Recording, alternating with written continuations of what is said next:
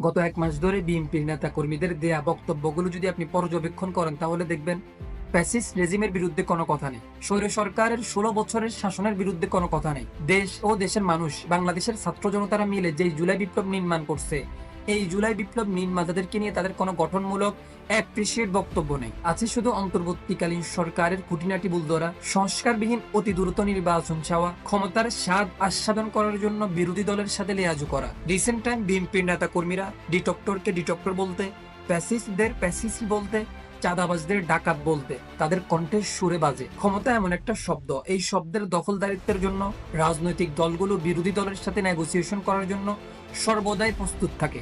আমাকে আপনাকে দাবার গুড়ি বানিয়ে তারা ক্ষমতার চিরস্বাদ আস্বাদন করবে। প্রচলিত ধারার মতে এখানে আমার আপনার কোনো ভূমিকা নেই। এখানে আমি আপনি নিশ্চুপ দর্শক হয়ে তাদের খেলা উপভোগ করা ছাড়া অন্য কোনো উপায় নেই। উদ্দীপকের শেষে এটা বলতে পারেন, আমাদের বিপ্লবের স্পিড আমরা ধরে রাখতে পারি নাই। শেষের মূল কথা, জুলাই আগস্টের বিপ্লব একটা ব্যর্থ বিপ্লবের দিকে হাঁটতেছে।